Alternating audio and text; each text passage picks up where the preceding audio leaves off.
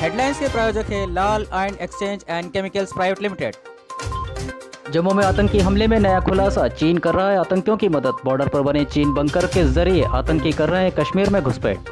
ग्वालियर में नवनिर्मित cricket stadium के साथ एमपीएल का शुभारंभ। आईपीएल की तर्ज पर अब भारत में एमपीएल का आगाज। भारत रत्न खिलाड़ी कपिल देव सहित सीएम मोहन यादव हुए शामिल। रायसेन में शराब फैक्ट्री सोम डिस्ट्रिक्ट पर पुलिस का छापा। बाल आयोग के औचक निरीक्षण के दौरान काम करते पाए गए 50 नाबालिग बच्चे। भोपाल में बाइक स्टंट करते हुए शोरील बनाना छात्र को पड़ा महंगा। शोरील बनाते वक्त दुर्घटना में छात्र ने गंवाई अपनी जान।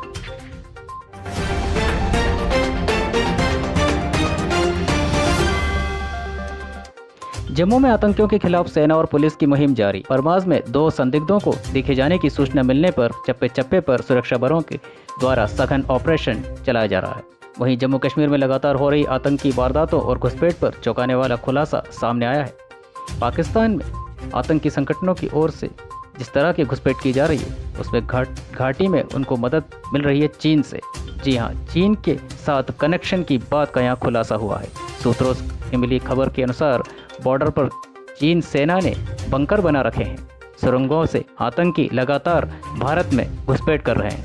वहीं दूसरी तरफ पाकिस्तान में ग्वादर रोड के निर्माण के दौरान बॉर्डर पर चीन की मदद से कई टनल तैयार की गई है, जिससे पाकिस्तान अब आतंकियों को घाटी में भेजने की नापाक कोशिश में लगा है। खबर यह है कि चीनी इंजीनियर द्वारा पाकिस्तान की सेना के साथ मिलकर आईएसआई बॉर्डर पर बंकर बनवा रहा है। और ऐसे में सवाल यह है कि एक तरफ पीएम मोदी द्वारा संयुक्त राष्ट्र व्यापार के अंतर्गत चीन भारत का सबसे बड़ा व्यापारिक भागीदार रहा है, साथ ही सन 2021 से लेकर अब तक दोनों देशों के बीच रणनीति और सैन्य संबंधों को भी बढ़ाया है। वहीं इसके विपरीत चीन द्वारा पर्दे के पीछे रहकर आतंकियों की मदद करने का भी खुलासा हुआ है। उससे यह साफ है कि एक तरफ व्यापार में दोस्ती का चोला ओढ़े चीन कहीं न कहीं भारत के पीठ पीछे दुश्मनी का खंजर घोंपने का काम कर रहा है। बहरहाल आतंकियों के इन नापाक मंसूबों के साथ उन्हें नेस्तानाबूद करने को हमेशा से तत्पर हमारे देश की सैनिक सेना ताने लगातार मैदान में डटे हुए हैं। वहीं पीएम नरेंद्र मोदी ने भी इसे गंभीरता से लेते हुए इस बार न महज आतंकियों को बल्कि उनके समर्थकों को भी मुंहतोड़ जवाब देने का फैसला किया है।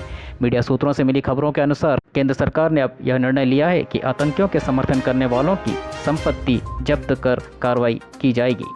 ब्यूरो रिपोर्ट, प्रदेश संवाद।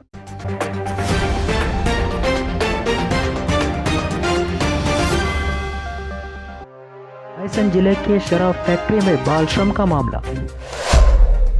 मुख्यमंत्री के संज्ञान में आने के बाद बड़ा एक्शन। प्रभारी जिला आबकारी अधिकारी हुए निलंबित। कन्हैया लाल अतुलकर हुआ निलंबित। रायसेन जिले में पदस्थ आबकारी अधिकारी लगातार सोम कंपनी को बचाने की कर रहे हैं कोशिश। बाल संरक्षण आयोग के अध्यक्ष प्रियंक खानुंको से लगातार कर रहे थे बहस। वीडियो हुआ वायरल। रायसेन सेहतगंज के सोम डिस्ट्रिक्ट का मामला। सोम डिस्ट्रिक्ट की शराब फैक्ट्री में बाल आयोग और पुलिस का छापा। छापे में 50 नाबालिग बच्चों से बाल श्रम का मामला। बाल श्रम अधिकारी प्रियंक खानुंको से दोषी अधिकारी विवेक सक्सेना बहस करते हुए दिखे। सोम डिस्ट्रिक्ट को बचाने की जा रही है कोशिश। आखिर क्यों? आखिर क्या है पूरा मामला? आपको तफसील से बताते हैं, देखिए विशेष रिपोर्ट। मध्य प्रदेश के रायसेन जिले में शराब निर्माता सोम डिस्टिलरीज की फैक्ट्री पर पुलिस ने छापे की कार्रवाई कर 50 नाबालिग बच्चों को छुड़ाया है। यह छापे की कार्रवाई बाल संरक्षण आयोग और पुलिस के संयुक्त ऑपरेशन से संभव हुआ, जिसमें 6वीं कक्षा से लेकर 9वीं क्लास तक के किशोर बच्चे शराब बनाते पाए गए। मिली जानकारी के अनुसार प्रदेश की मशहूर शराब ब्रांड सोम डिस्टिलरीज पर जहां नाबालिग बच्चों से करवाया जा रहा था शराब पैकिंग से लेकर लेबलिंग सहित खतरनाक और हानिकारक काम। स्क्रीन पर दिख रही तस्वीरों में यह बच्चे शराब बनाते हुए नजर आ रहे हैं, जिसमें लड़कों के अलावा 20 नाबालिग लड़कियां भी शामिल हैं। वहीं बाल आयोग के द्वारा निरीक्षण के दौरान बच्चों के हाथ की त्वचा गंभीर रूप से झुलसी हालत में मिली। इस पूरे मामले में चौंकाने वाली बात यह है कि नाबालिग बच्चों को स्कूली बसों से भरकर लाया जाता था, जिस पर भी कार्रवाई करने की बात आयोग ने बात कही है। और इस मामले में बाल संरक्षण आयोग के अध्यक्ष कानूंगो ने बताया कि उन्हें लगातार शिकायतें मिल रही थी, जिस पर अमल करते हुए शनिवार को पूरी रणनीति के साथ इस छापे को अंजाम दिया गया और फलस्वरूप इसमें मासूम नाबालिगों को छुड़ाने में सफलता मिली। साथ ही उन्होंने यह भी कहा कि जल्द ही मालिक को भी गिरफ्तार किया जाएगा। बहरहाल इस मामले में गैर जमानती वारंट बाल संरक्षण अधिनियम कानून के तहत कार्रवाई की गई है।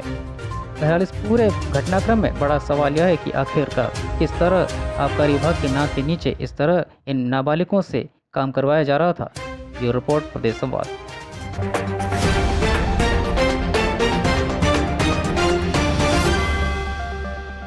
क्रिकेट जगत में आईपीएल के बाद अब उसी तर्ज पर एमपीएल की शुरुआत की गई है, जिसका शुभारंभ शनिवार को ग्वालियर के नवनिर्मित क्रिकेट स्टेडियम के उद्घाटन के साथ किया गया। मध्य प्रदेश के ग्वालियर को मिली इन दो बड़े सौगातों के उद्घाटन समारोह के शुभ अवसर पर प्रदेश के मुख्यमंत्री मोहन यादव कैबिनेट के साथ देश के दिग्गज भी उपस्थित रहे। कार्यक्रम के दौरान टीम इंडिया के पूर्व कप्तान और भारत रत्न खिलाड़ी कपिल देव, बीसीसीआई के सचिव जय शाह, एमपीएल के चेयरमैन महान आर्यमन सिंधिया, मंत्री नरेंद्र सिंह तोमर सहित अनेक गणमान्य पदाधिकारी एवं जनमानस मौजूद रहे। इस दौरान एमपीएल के चेयरमैन के रूप में कार्यभार संभालने के बाद पहली बार मीडिया से रूबरू हुए आर्यमन सिंधिया ने क्या कुछ कहा, देखिए ये रिपोर्ट। देखिए, बहुत चीज़ें खास है इस एमपीएल के बारे में। आप जानते ही हैं, काफ़ी स्टेट्स में, प्रदेश में लीग तो जारी है। करीब 10-15 लीग अब हमारे देश में ऑलरेडी हैं।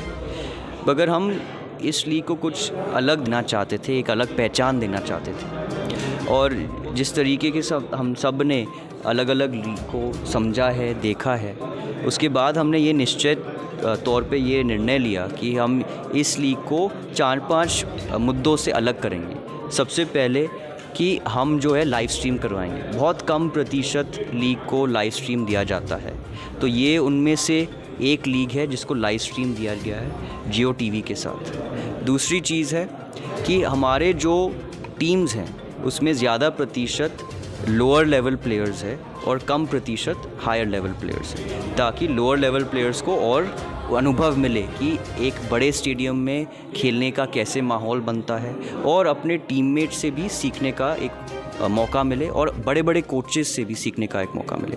तीसरी चीज़ है कि हम चाहते हैं कि अब अनाउंसमेंट होगा कल कि इस लीग द्वारा हमारे जो प्लेयर्स हैं उनको रोज़गार मिले और स्कॉलरशिप मिले यूनिवर्सिटीज़ में। आप जानते हैं खिलाड़ियों की एक परेशानी है कि जो रोज़गार की जो प्रॉब्लम है वो बहुत ही महत्वपूर्ण है, और जो पढ़ाई की जो प्रॉब्लम है, आप जानते हैं कि कई खिलाड़ियों के पास पैसे नहीं हैं पढ़ाई करने के लिए भी। तो हम इस लीग के द्वारा जो हमारे पार्टनर्स हैं, हम उनको स्कॉलरशिप भी दिलवाना चाहते हैं।